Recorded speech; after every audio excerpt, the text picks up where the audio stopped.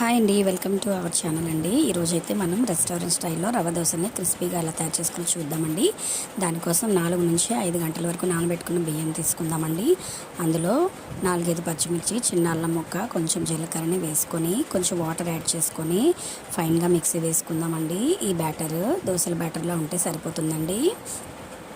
ఇదిగోండి, ఇలా తీసుకున్నాం కదా. ఇప్పుడైతే మిక్సీ గిన్నె ఉంది కదా, ఇందులో కొంచెం వాటర్ని వేసుకొని ఆ వాటర్ని కూడా ఈ బ్యాటర్లో యాడ్ చేసుకుందామండి. ఇలా యాడ్ చేసుకున్న దాంట్లో 1 కప్పు సూజీని తీసుకుందాము, అదే బొంబాయి రవ్వని. అలాగే 1/2 కప్పు వరకు మైదా పిండిని తీసుకుందామండి.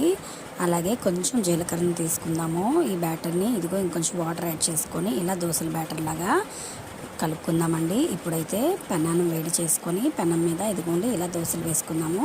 చాలా క్రిస్పీగా ఉంటాయండి, చాలా తొందరగా వచ్చేస్తాయి దోశలు కూడాను. అసలు పెనానికి కూడా అంటుకోదండి. నా వీడియో కనుక నచ్చినట్లయితే please subscribe. Thanks for watching.